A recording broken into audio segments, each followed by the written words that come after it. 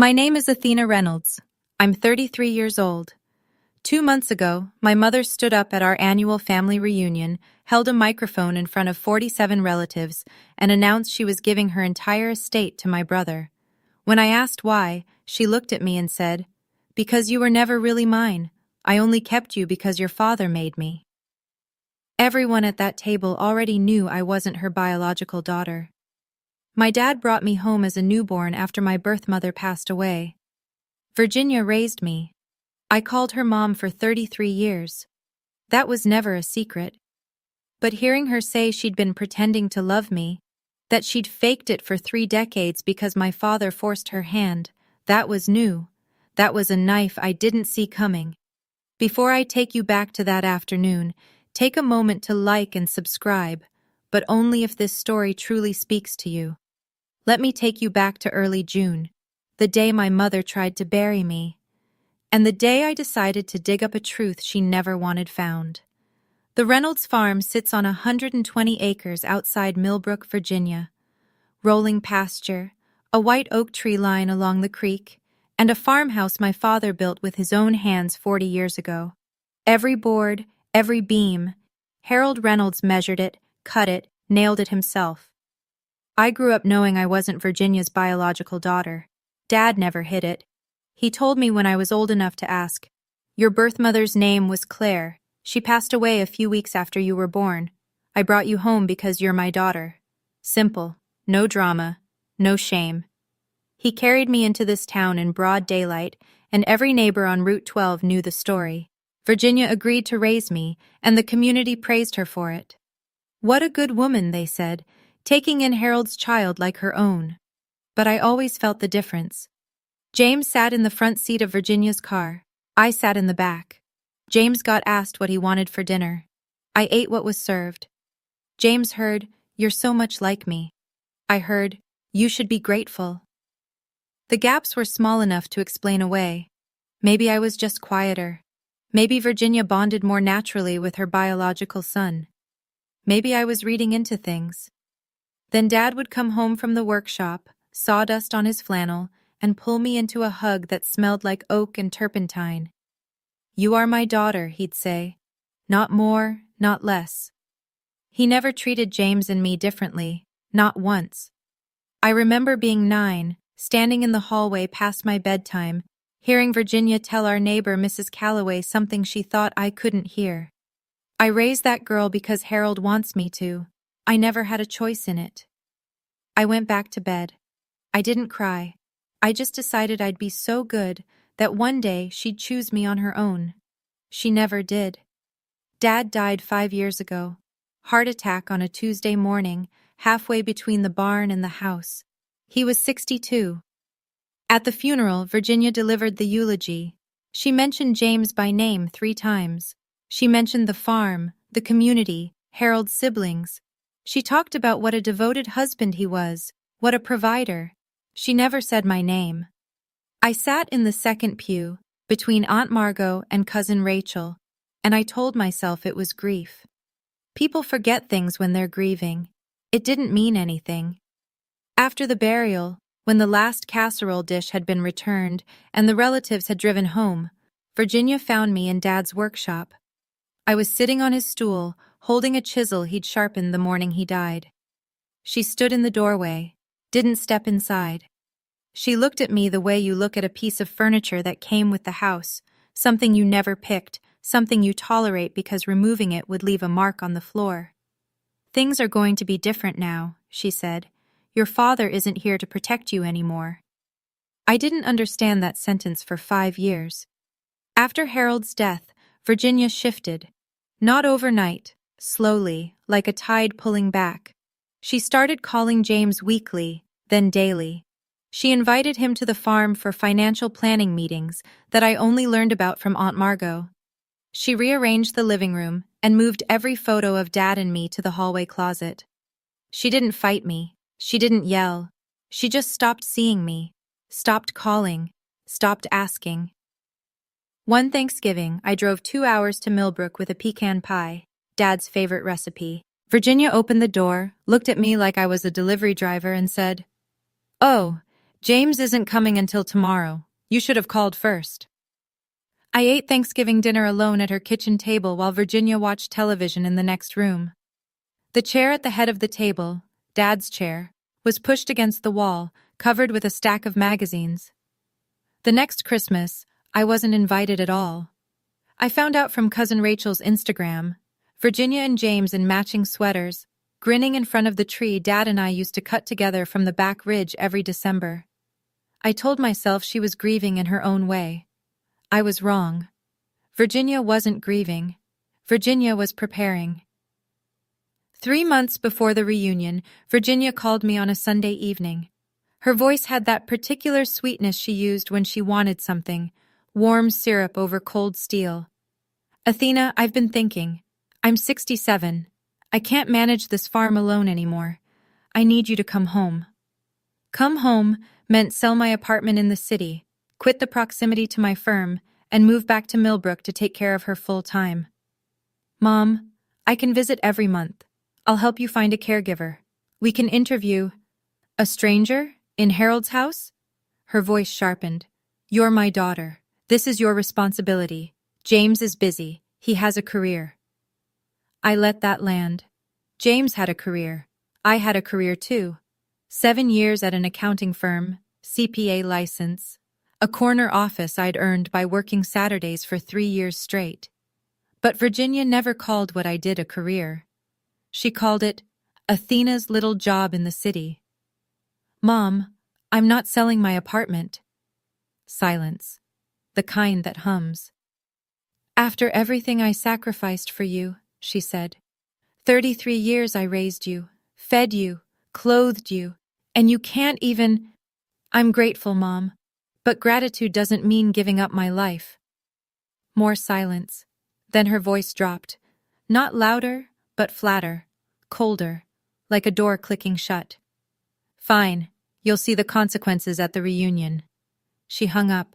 I stood in my kitchen holding the dead phone, telling myself it was just anger. Virginia made threats when she felt cornered. She'd cool off. She always cooled off. I didn't know she'd already drafted the speech. I didn't know James had been consulted. I didn't know the microphone was already ordered. First Saturday of June. 86 degrees. The kind of heat that makes you squint before you even step out of the car. I pulled into the gravel drive at the farm and counted vehicles. 17 cars, 3 trucks, 2 minivans. Both sides of the family, Reynolds and Kincaid, packed onto the back lawn where Dad used to set up the horseshoe pit every 4th of July. Long tables draped in checkered cloth, coolers sweating in the shade, the smoker going since dawn, filling the air with hickory and pork shoulder, kids chasing each other around the white oak. 47 people, give or take, spread across the property like it was any other year. I came alone. Parked at the far end of the drive and walked toward the crowd. James was already there. He'd arrived the night before. I could tell because his rental car had dew marks on the windshield. He sat next to Virginia at the head table, leaning back in his chair, relaxed, one arm draped over the back of her seat. He saw me, gave a single nod from across the yard. No hug. No hey sis. Just a nod. That was different. Aunt Margot intercepted me by the lemonade table, pulled me into a hug that smelled like lavender and sunscreen. She's been shuffling papers all morning, Margot whispered against my ear. Something's coming. I don't know what. I looked past Margot's shoulder toward the head table. Virginia sat straight-backed, hair freshly set, wearing the navy dress she saved for church and funerals, full makeup, pearl earrings. This wasn't a barbecue outfit. This was a stage costume, and there, beside her plate, propped against the salt shaker, a wireless microphone. Virginia picked up the microphone at 4:17 p.m. I know the exact time because I glanced at my phone when I heard the feedback squeal, that sharp electric whine that made everyone stop mid-sentence and turn toward the head table. She tapped it twice, smiled, the kind of smile that doesn't reach the eyes. If I could have everyone's attention for a moment, I have an announcement. The yard went quiet in stages, laughter dying off, conversations trailing into whispers, kids shushed by their parents. 47 faces turned toward Virginia Reynolds, matriarch, widow, the woman who held this family together. That was the story, anyway. As you all know, Harold left us 5 years ago. Since then, I've been thinking about the future of this farm, the house, our family's legacy. She paused, let the gravity settle. I've made my decision. Everything, the farm, the house, my savings, will go to James, my son, the only real family I have. James sat beside her, jaw set, eyes forward. Not surprised, not even a flicker. Uncle Dean stood up at the far table. Virginia, what about Athena? She's part of this family too. Virginia turned toward Dean the way a teacher turns toward a child who's spoken out of turn. Sit down, Dean. This is my decision. Then she looked at me. Across 40 feet of mowed grass and checkered tablecloth and 47 silent relatives. Athena was never really mine. I raised her because Harold made me. 33 years I pretended. But Harold is gone now, and I'm done pretending. A child at the next table tugged her mother's sleeve. Doesn't Grandma love Aunt Athena, Mommy? Nobody answered her. I could feel 47 pairs of eyes on me, some horrified, some pitying. Uncle Dean's jaw was clenched so tight I could see the muscle jumping from 20 feet away. Aunt Margot had her hand over her mouth. Cousin Rachel was gripping the table edge with both hands, knuckles white.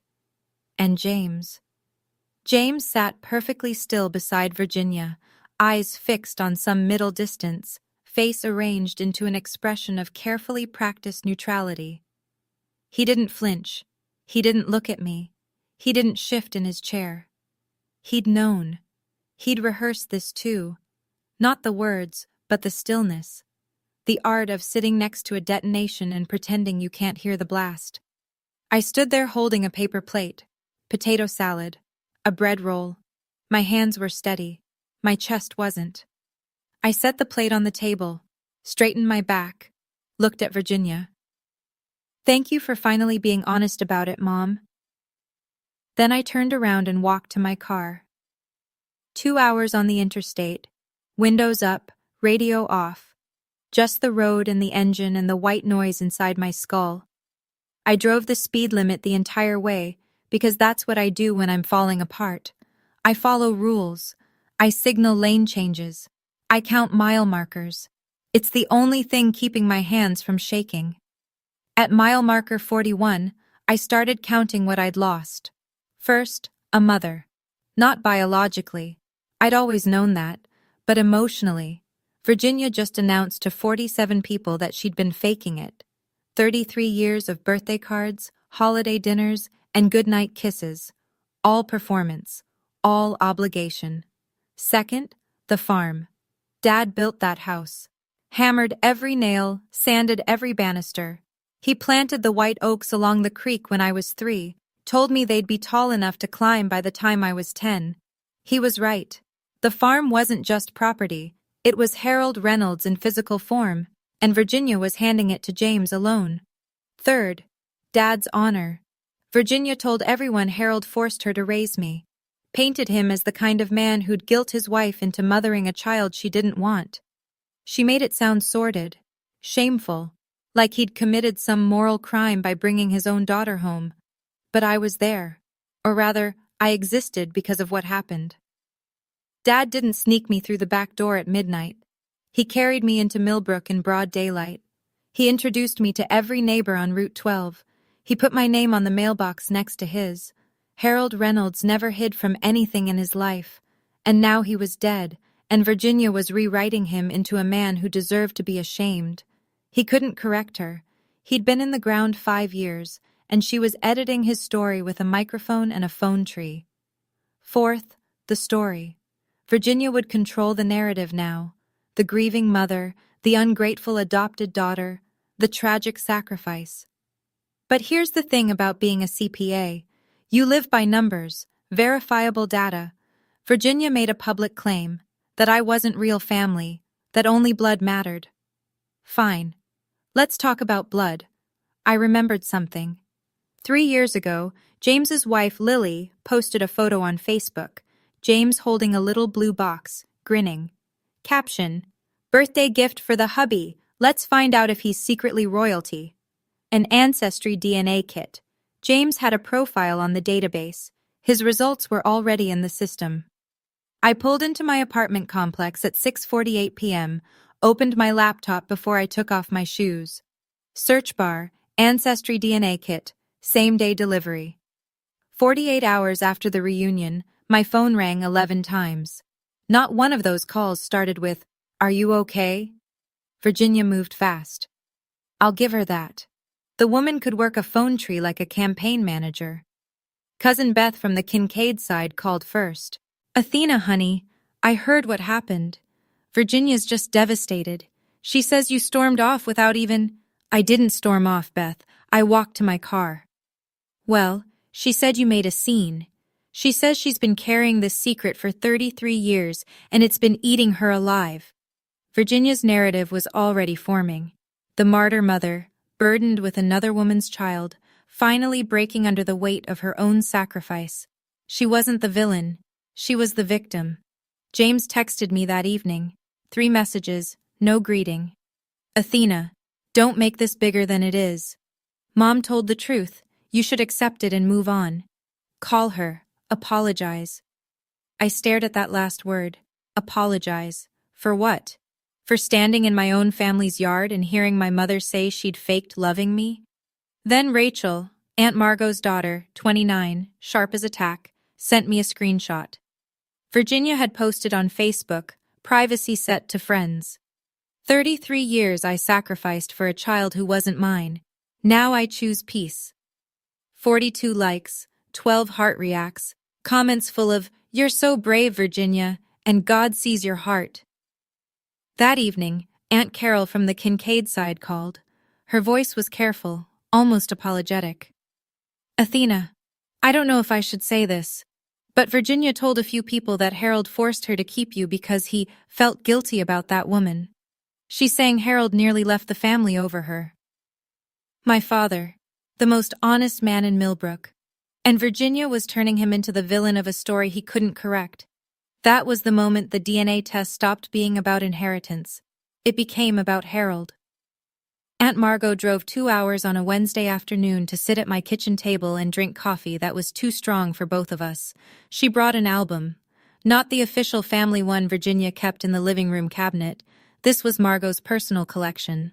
Snapshots with curled edges and dates stamped in orange along the bottom. She opened to a page near the middle. A photo of Dad holding me as a newborn. Red-faced, eyes shut, wrapped in a yellow blanket. Dad looked wrecked. Unshaved, dark circles, flannel unbuttoned. But smiling. That Harold Reynolds half-smile that crinkled only the left side of his face. "He hadn't slept in 3 days when I took this," Margot said. Claire had just passed. He was doing everything alone. Formula, diapers, the drive to the hospital and back. And when I got to his house, he was sitting in the kitchen with you on his chest, and the first thing he said was, "This is my daughter." She turned a few pages, paused. "I need to tell you something, Athena. Before your father met Claire, before any of that, Virginia was very close with a man at her office, Neil Whitfield. I don't have proof. I don't have dates. But Harold changed during that time. He was sad in a way I'd never seen." Margot closed the album, looked at me straight. "If anyone in this house has a secret, it's not Harold. Harold lived in the light." I sat with that. Margot wasn't a woman who said things lightly. She'd been a school teacher for 35 years. She weighed words like a pharmacist weighs pills, no more than necessary, never less than accurate. Then I picked up the album again, flipped to the pages with James as a toddler. Brown curly hair, blue eyes, square jaw, tall for his age. Dad had brown eyes, a round face, broad shoulders from labor, not genetics, compact build. James didn't look like Harold. I'd never noticed before, or maybe I had, and I'd just never let myself finish the thought. The Ancestry DNA kit arrived in a white box with blue lettering. I set it on the kitchen counter and stared at it for 10 minutes. The instructions were simple. Spit in a tube, seal it, mail it back. Wait 2 to 3 weeks for results. My goal was straightforward: confirm that Harold Reynolds was my biological father. Virginia was already telling people he'd felt guilty about that woman, implying I might not even be Harold's. If his family line showed up in my DNA, that lie died on arrival. But there was a second reason I didn't plan. James's profile was already in the Ancestry database. Lily had given him that kit 3 years ago. His results were uploaded, active, searchable. When my results came back, the system would automatically compare our DNA and calculate a relationship prediction. If James and I were full siblings, roughly 50% shared DNA. Half siblings, around 25%. If something else was going on, something that involved a man named Neil Whitfield and a photograph stamped Spring Fling 88, the number would tell me. I opened the tube, followed the instructions, sealed it, drove to the post office and handed it to the clerk at 4:07 p.m. on a Tuesday. Then I went home and waited. Waiting is the hardest part, not because I was scared of the answer. I already knew who my father was. Harold Reynolds taught me to change a tire, balance a checkbook, and look people in the eye when they're lying to me. No spit test would undo that. The hard part was knowing that while I waited, Virginia wasn't waiting. She was calling, posting, rewriting, building a version of history where Harold was the sinner and she was the saint. And I couldn't stop her. Not yet. I'm sitting here waiting for DNA results, and I realize I'm not waiting to find out who I am. I already know. I'm Harold Reynolds' daughter. I'm waiting for proof that nobody can deny. So here's what I want to ask you. What do you think the DNA is going to show? And more importantly, what do you think Virginia will do when the truth lands on her doorstep? Drop your prediction in the comments. I want to hear it. 10 days after the reunion, I opened my mailbox and found a letter from the law offices of Greer and Associates in Charlottesville. Thick envelope, embossed letterhead, the kind of paper that costs more per sheet than most people's lunch. I read it standing in the hallway of my building. Virginia had formally amended her will. The farm, the house, the savings accounts, all transferred to James upon her death. I was removed entirely. The stated reason, typed in crisp legal language: Athena Reynolds is not a biological child of Virginia Reynolds, and therefore not a recognized heir to the Reynolds family estate. I folded the letter, placed it in the drawer next to the phone bill. Then I called an estate attorney for a free consultation. 30 minutes, that's all I needed. Virginia can change her portion of the estate however she wants, the attorney said. That's her legal right. But your father's will, Harold Reynolds, was probated in 2021. It names both you and James as beneficiaries. My children, Athena and James. His 50% of the farm, the house, that's governed by his will, not hers. Virginia's lawyer is arguing I'm not Harold's biological child. Are you? I'm waiting on DNA results. A pause. If you can prove Harold was your biological father, their entire argument collapses. Harold's will names you. DNA confirms paternity. Virginia can't override a dead man's wishes just because she's changed her mind about who counts as family. I hung up, sat at my kitchen table. Through the window, the city skyline glowed against a pink dusk. Virginia had lawyers. Virginia had narrative. Virginia had 47 witnesses who watched me walk away without a fight. But somewhere between here and a lab in North Carolina, a tube of my saliva was about to tell a story Virginia couldn't edit. James called on a Thursday evening. I was making pasta. The cheap boxed kind you eat when your appetite is gone, but your body still needs fuel. Athena, we need to talk. Go ahead. Mom's really struggling. She can't sleep. She feels terrible about how the reunion went.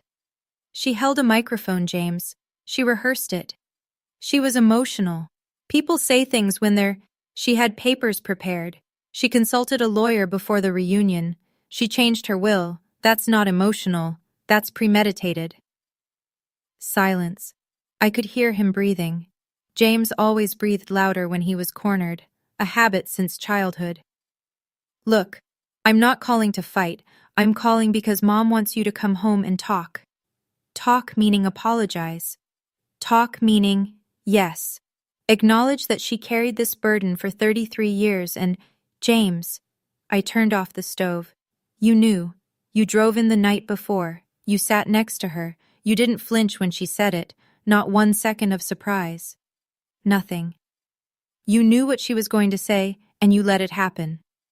It's her right to announce in front of the entire family that she faked loving me for 33 years. You think that's a right? He went quiet.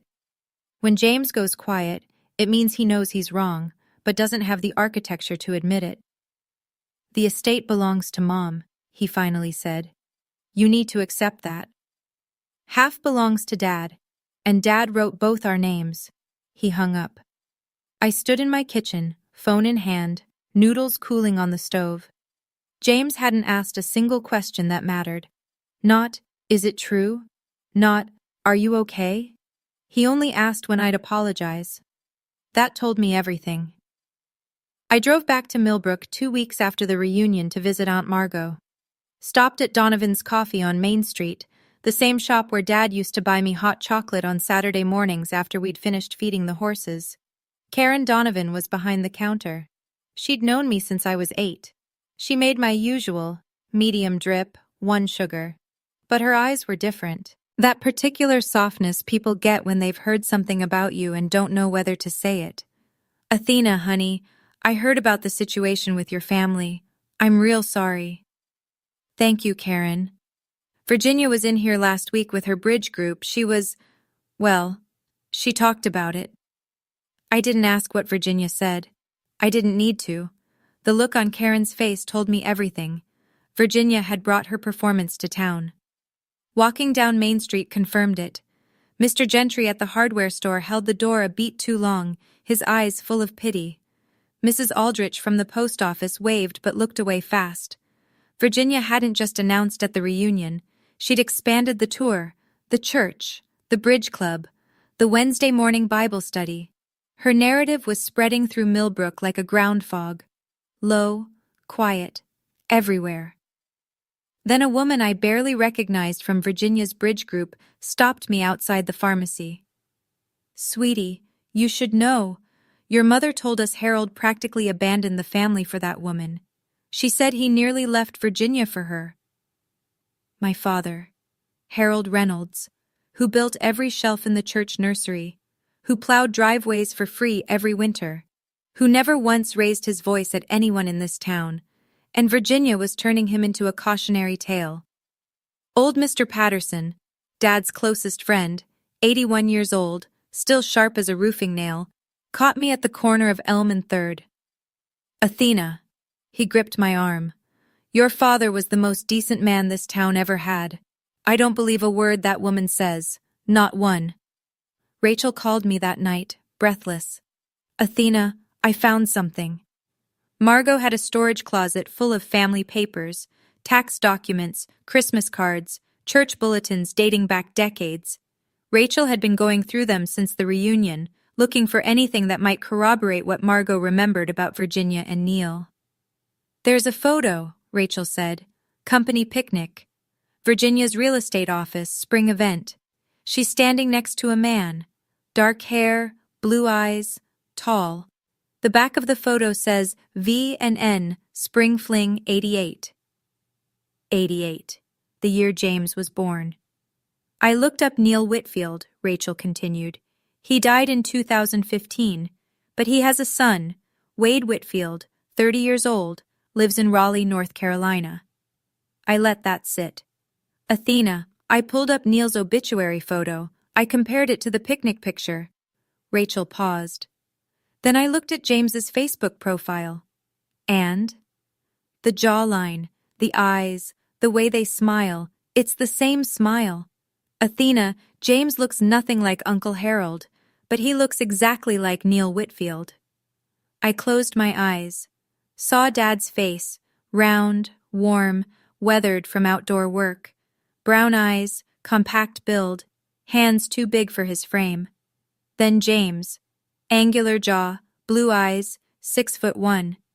I'd spent 33 years seeing them side by side and never let myself connect the dots. Don't tell anyone yet, I said. The DNA results aren't back. How long? 1 to 2 days. The app says processing. Rachel exhaled. Athena, if this is what we think it is, then Virginia didn't just lie about me. She used me as a smokescreen for a secret she's been hiding for 40 years. I hung up and sat in the dark. The shape of the truth was forming, and it looked nothing like the story Virginia had been telling. I drove to Millbrook that weekend and sat on Aunt Margot's porch as the sun dropped behind the ridge. From her hill, you could see the Reynolds farm, the white farmhouse, the workshop, the old tractor shed Dad always meant to paint. The lights in the kitchen were on. Virginia was home. Probably sitting in the chair Harold built for her 30th birthday, drinking the Earl Grey she bought in bulk from the grocery in Charlottesville. Aunt Margot, I said, not looking away from the farm. If the DNA says Harold wasn't my biological father, I lose everything, not just the inheritance. I lose him. Margot rocked in her chair, took her time. You won't lose Harold. Harold chose you. Blood or no blood. That man drove to the hospital the night Claire passed, signed every paper they put in front of him, and carried you home. He didn't do that out of guilt. He did it because you were his. I knew she was right. In every way that mattered, Harold was my father. But in a courtroom, in a will that says, my children, biology matters. If I wasn't Harold's by blood, Virginia's lawyer would argue I had no legal standing. The farm would go to James. The house Dad built with his hands would be sold to a developer. Everything Harold Reynolds poured his life into would be erased. I checked the app. Results processing. Estimated delivery, 1 to 2 days. I put the phone away, stared at the farmhouse across the valley, the yellow kitchen light. I wished Dad were alive. Not to protect me. I'd stopped needing protection a long time ago. But to tell him that whatever the results said, he was my father. Every day. Every board he nailed. Every morning he made pancakes shaped like animals because he thought it was funny. The court wouldn't accept love as evidence, but I would. Wednesday, 7:14 a.m. I was pouring coffee when my phone buzzed. Your ancestry DNA results are ready. I sat down, set the mug on the counter, opened the app. The screen loaded in stages, ethnicity estimates first, then the part I needed. DNA relatives, matches. Match 1, Rachel Reynolds. Predicted relationship, first cousin. Shared DNA, 12.4%. I read it twice. First cousins share DNA through a common grandparent. Rachel's father was Harold's brother. If I matched Rachel as a first cousin, my DNA connected directly to the Reynolds family line. Harold was my biological father. I exhaled, set the phone down, picked it up, read it again. The number didn't change. 12.4%. First cousin, Reynolds bloodline. Confirmed. Then I scrolled down. Match 2, James Reynolds. Shared DNA, 0.8%. Predicted relationship, no predicted relationship. I stared at the screen. Full siblings share roughly 50%. Half siblings share around 25%. Below 3%, no close biological connection, 0.8%. James and I shared almost no DNA. We weren't siblings. We weren't half-siblings. We weren't biologically related at all. I was Harold's daughter. James was not. Virginia had spent 33 years telling me I was the outsider, the one who didn't belong, the charity case, the obligation. And Harold, the man she'd painted as an unfaithful husband who'd forced his mistake on her, Harold was the one who'd been faithful all along. Virginia pointed her finger at me and said, blood decides who's real. Fine. Blood just decided, and the verdict wasn't what she expected. I set the phone on the counter and pressed my palms flat against the tile. Cold, solid, real. Virginia had stood in front of 47 people and declared James was her only real family, the Reynolds blood, the legitimate heir. She'd used bloodline as her weapon, swung it at me like an axe. And the DNA, her own standard, her own metric, just proved that I was the only Reynolds at the table. James carried Virginia's blood, but Harold's? Not a trace. She used blood to erase me. Blood just erased him. I called Aunt Margot at 7:31 a.m. She picked up on the first ring. Aunt Margot, Dad is my biological father. A sharp breath. Then, thank God. Oh, thank God. I waited for her crying to settle. Then I said the rest. James and I share less than 1% DNA. He's not my sibling, not half, not anything. We have no biological relationship. The line went silent. Not the awkward kind. The kind that comes when someone's brain is rearranging 40 years of memory. Neil Whitfield, Margot whispered. Yes, James is Virginia's and Neil's, not Harold's. Did Harold know? I'd thought about this during the 17 minutes between reading the results and making the call. Harold never said a word against James, never treated him differently, never let the slightest coldness creep into his voice when he said his son's name. I think he suspected, I said. But Dad chose to love James anyway. He chose to stay silent. Margot was crying again, quietly, the way people cry when the grief isn't fresh, when it's old, buried grief that just found a new exit. Harold carried that for years, all those years, Margot. He knew Virginia, he knew, and he still loved that boy. That's who Harold was, Margot said. I steadied my voice. Virginia stood in front of the entire family and said I wasn't real. She humiliated me. She's telling the town that Harold was unfaithful, that he nearly abandoned the family. She's rewriting a dead man's life. I paused. And the whole time, according to her own standard, James is the one who doesn't belong to the Reynolds family. What are you going to do? I'm going to send her the truth, the right way. I wrote the letter 4 times. The first draft was furious. 3 pages of everything I'd never said. How it felt to sit in the back seat, to hear "you should be grateful" instead of "I love you." To watch her erase me from Dad's eulogy. I let myself write every word. Then I shredded it. The second draft was cold, clinical. I sounded like I was filing a tax amendment. Shredded. The third was too short, passive-aggressive, shredded. The fourth one I kept. It was 8 sentences. Mom. Enclosed are the results of my ancestry DNA test. They confirm that I am the biological daughter of Harold Reynolds. My DNA matches the Reynolds family line through cousin Rachel. I belong to this family. Not because you allowed it, but because Dad chose me. The results also show that James and I share less than 1% DNA. We have no biological relationship. I am Harold's daughter. James is not. I'm not sending this to hurt you.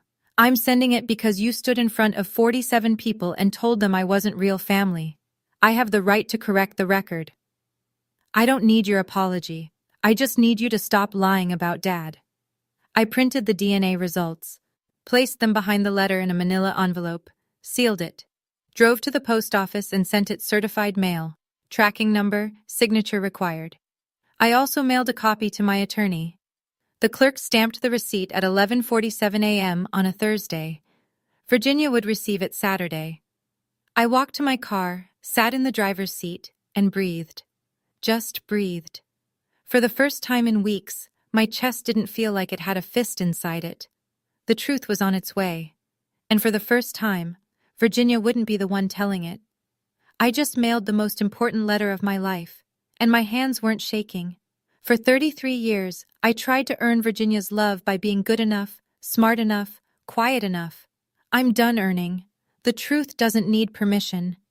If this story resonates with you, hit that like button and share it with someone who needs to hear it today. Now let me tell you what happened when Virginia opened that envelope. Saturday morning, 10 o'clock. I wasn't there, but Aunt Margot was. She'd come over for the weekly brunch Virginia still hosted for appearances. 2 of Virginia's bridge friends, Dorothy and Helen, were already at the kitchen table with their coffee and banana bread. The mail carrier knocked because certified letters require a signature. Virginia signed, carried the envelope inside, and sat down at the counter. Margot told me later she knew exactly what it was. The return address was a post office in the city. The envelope was thick. Virginia opened it calmly, read the letter first. Margot could see her eyes tracking left to right, steady, controlled. Then she turned to the DNA printout. Her face changed. It didn't collapse the way faces do in movies. No gasp, no dramatic hand over the mouth. It just drained. Color left her cheeks like someone had pulled a plug. Her lips pressed into a white line. The paper trembled in her hands. Then it slipped, fell flat on the kitchen table, face up. Dorothy leaned forward. "Virginia, what's wrong? You look pale." Virginia didn't answer. Her eyes were locked on the paper. Margot, standing in the kitchen doorway with a dish towel over her shoulder, could read the header from where she stood. Ancestry DNA results. Athena Reynolds and James Reynolds. Shared DNA, 0.8%. No predicted biological relationship. Helen reached for the paper. Virginia didn't stop her. Helen read it, looked up at Virginia, then looked at Margot. "I don't understand," Helen said. "This says they're not related." Dorothy took the paper from Helen, read it, set it down gently, as if it were something fragile. "Virginia," Dorothy said slowly, "what does this mean?" The kitchen was silent except for the refrigerator hum and the clock above the stove ticking its way through what might have been the longest 10 seconds of Virginia's life. Margot watched Virginia's face, and Virginia looked up, not at Dorothy, not at Helen, at Margot. Because Margot was Harold's sister, and Margot's eyes said what her mouth didn't. "I know." Virginia's throat moved. She swallowed once, twice. Then she said the only thing that mattered. "Who told her about Neil?" Not, "This is wrong." Not, "These results are fake." Not, "I can explain." Who told her about Neil? Virginia called me 2 hours later. I was sitting on my couch, reading a book I wasn't absorbing, waiting for exactly this call. "Are you satisfied?" Her voice was flat, controlled. The syrup was gone. "You wanted to destroy this family. Congratulations." "I sent you a letter, Mom. Privately, in an envelope. I didn't stand in front of 47 people with a microphone." "You don't understand what you've done." "I understand exactly what I've done. I proved that I'm Harold's biological daughter, and I proved that James isn't. There are things that are more complicated than DNA, Athena. Like why James and I share 0% of Harold's genetics? Like who Neil Whitfield is." 5 seconds of silence. I counted. "How dare you?" Her voice cracked just slightly at the edges. "I'm not daring anything, Mom. I'm reading test results. You used bloodline to cut me out. You told the entire family, and half of Millbrook, that blood determines who's real and who's not. I'm just applying your standard to everyone. If you tell James..." She stopped. I could hear her calculating, running the scenarios, assessing damage, the way she'd always done. But this time the math didn't work. The variable she'd hidden for 40 years was on paper now. "I haven't contacted James," I said. "But I won't hide the truth if someone asks. That's the difference between us, Mom. I don't hide things." "You're going to regret this." "Maybe, but I'll regret it honestly. That's more than you can say." I hung up first, set the phone face down on the cushion.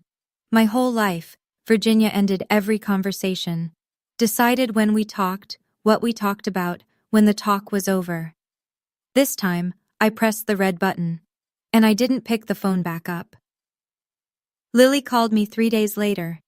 Her voice was careful, measured in the way pharmacists speak when they're delivering news about a prescription that's going to change your life.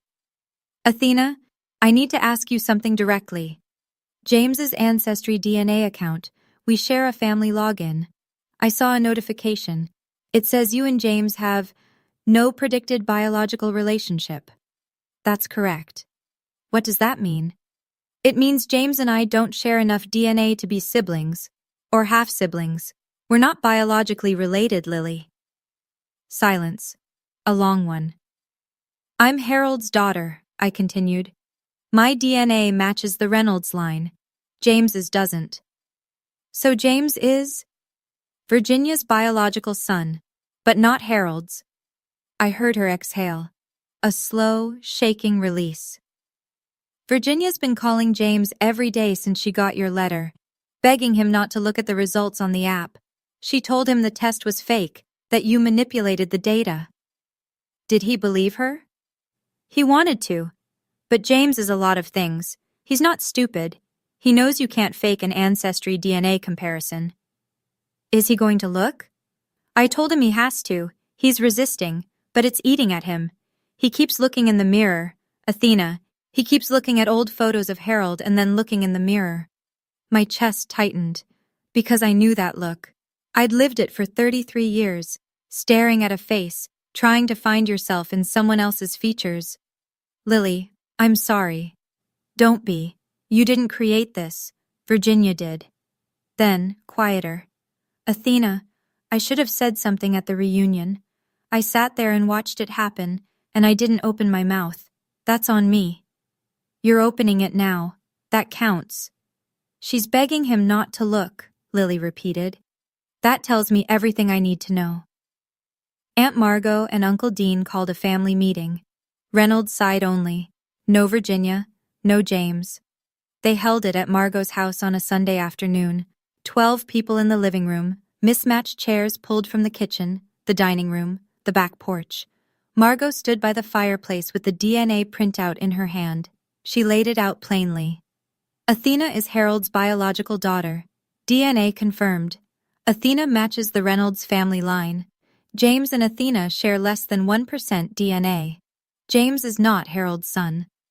The room reacted in layers. Silence first, then murmuring, then Uncle Dean's voice cutting through like a saw blade. Virginia stood in front of every one of us at that reunion. She looked Athena in the face and said she was never real family. She told this town that Harold was unfaithful, that Harold forced her to raise another woman's child. Dean's neck was red.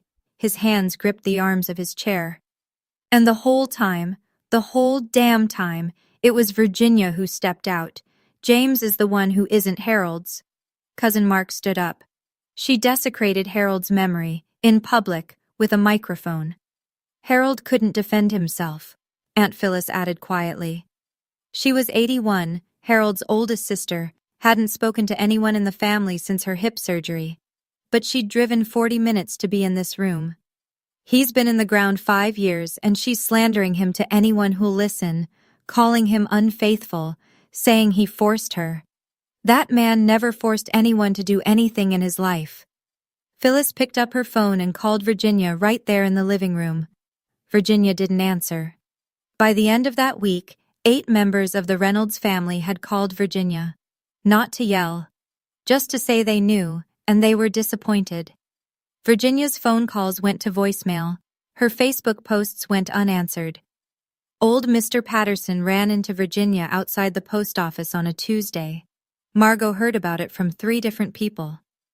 Harold Reynolds carried that girl home in broad daylight because Harold lived honest, Patterson told Virginia. You hid a secret for 40 years. Don't you ever speak his name like that again.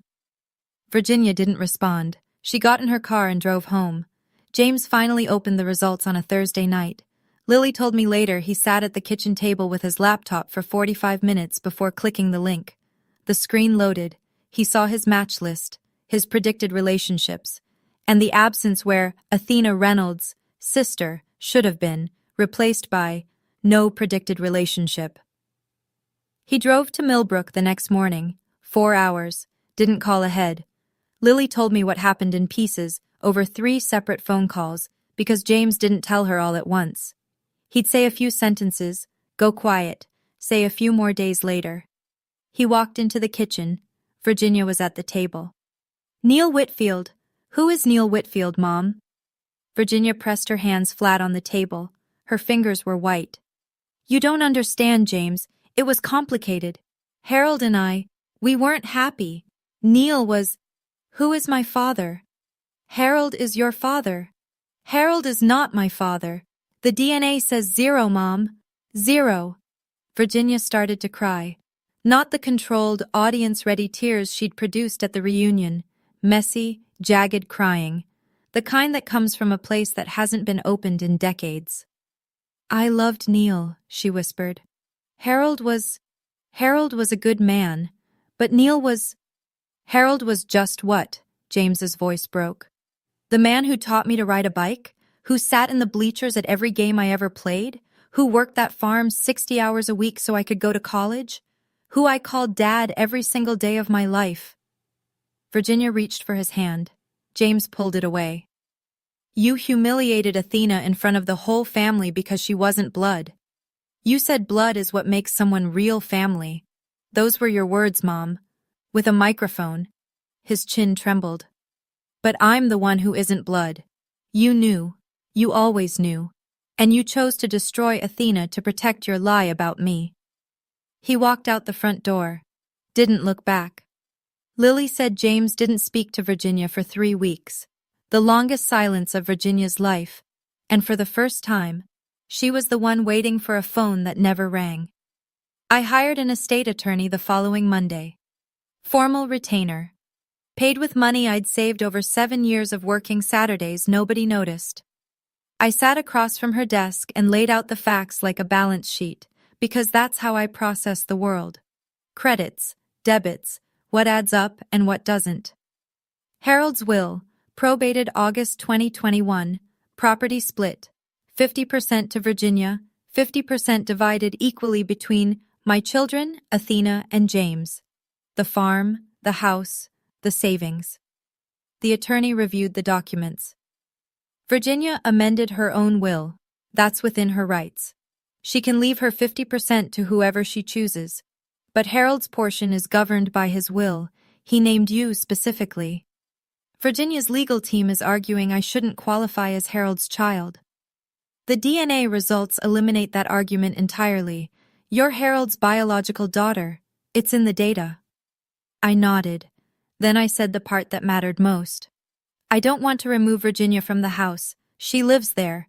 I'm not going to put a 67-year-old woman on the street. The attorney looked up.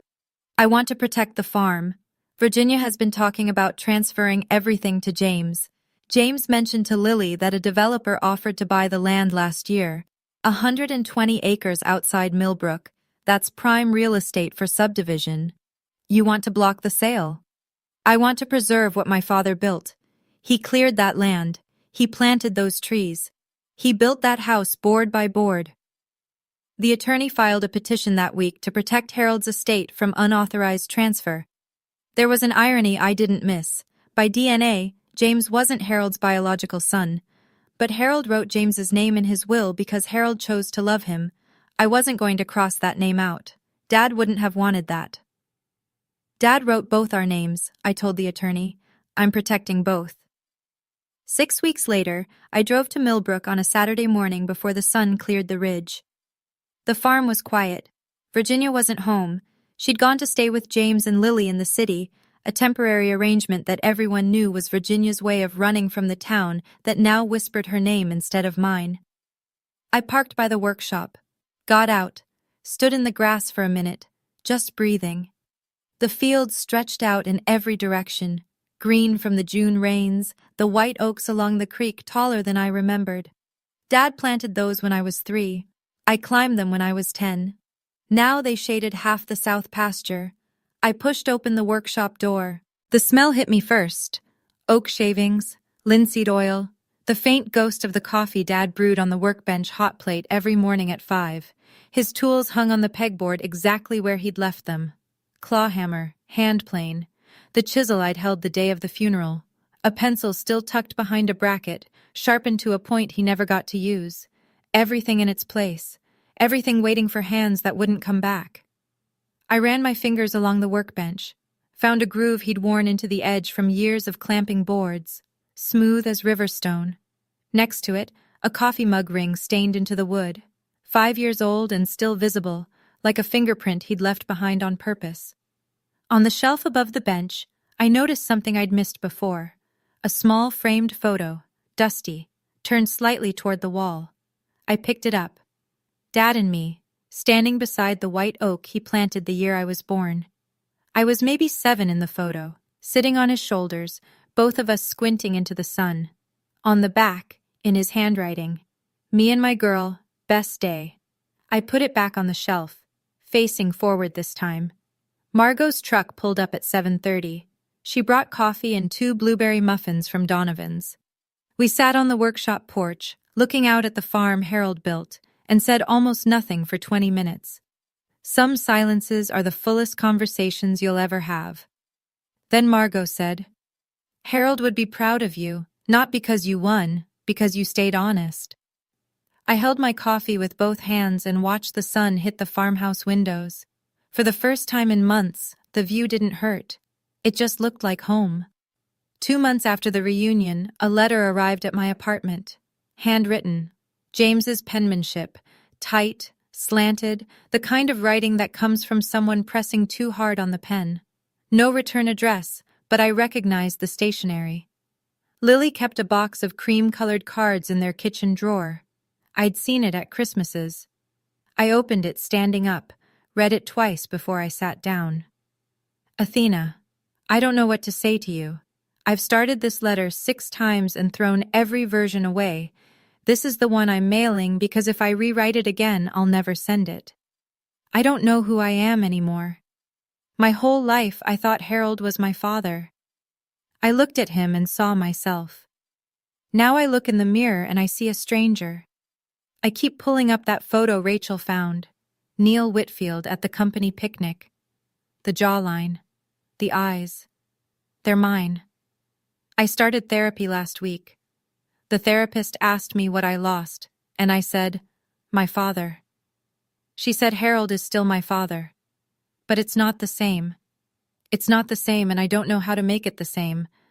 I'm not going to apologize in this letter because I don't know how to apologize for something this large. I sat next to Mom at that reunion, and I let her do what she did. I didn't say a word. That's going to take me a long time to sit with. I just need time. James. I folded the letter, set it on the table, didn't reply. James was in pain, real pain, not the performed kind Virginia specialized in. His identity had cracked down the middle, and he was trying to hold the two halves together with shaking hands. I didn't owe him forgiveness, but I could afford him time. Time was something nobody in this family had ever given me. I wrote Virginia one final letter. This time I only needed one draft. Mom, I'm not going to pretend everything is fine. You used my origins to control me for 33 years. You stood in front of our family and announced you'd been faking love for me since the day Dad brought me home. You told this town that Harold was unfaithful, the most honest man Millbrook has ever known. You rewrote a dead man's story to protect your own. I know the truth now. I know about Neil. I know that James is Neil's son, not Harold's. I know that Dad probably suspected, and I know he chose to love James anyway, because that's the kind of man Harold Reynolds was. You're not that kind of person, Mom. You had the same choice Dad had, to love a child who wasn't biologically yours, and you spent 33 years reminding me that I wasn't enough. I don't hate you.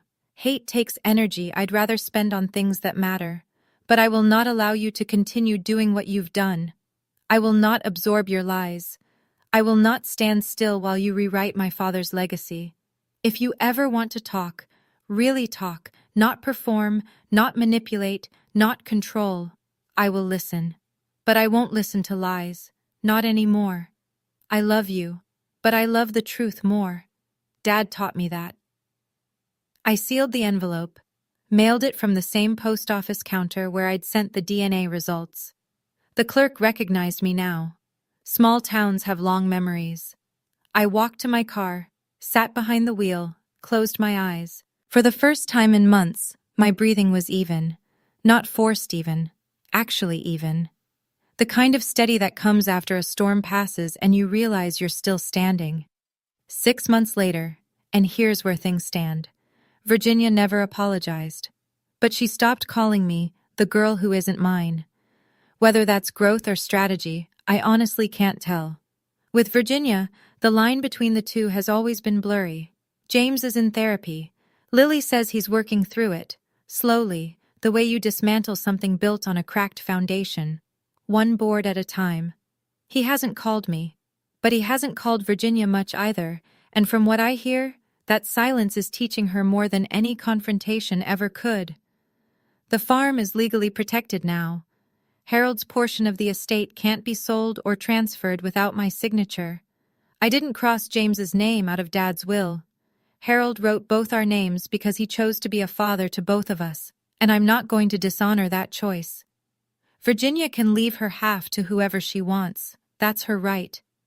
But the land Harold cleared, the house he built, the trees he planted, those stay. I still live in the city, still work the same job, still drive to Millbrook once a month. But now I go to the farm, not to Virginia's kitchen. I sit in Dad's workshop and drink coffee on the porch and listen to the creek. On my desk at home, there are 2 photos now. One is Dad in the workshop smiling, sawdust in his beard. The other is new, a small, faded picture Margot found tucked in the back of Dad's toolbox. A woman with brown hair and a tired smile, holding a baby in a yellow blanket. Claire, my mother, smiling like someone who knew she wouldn't be there long but wanted the record to show she was happy. Dad brought me home in broad daylight. No hiding, no shame. He walked through the front door and said, "This is my daughter." That's the biggest inheritance he left me. Not the farm, not the house. The truth that I was chosen. And if you're still here, thank you for staying with me through this whole story. I want to ask you one thing. Do you think Harold knew about James? And if he knew, why do you think he stayed silent all those years? Drop your answer in the comments. Every family has a corner no one talks about. Sometimes the bravest thing isn't speaking up. It's choosing love when you have every reason not to.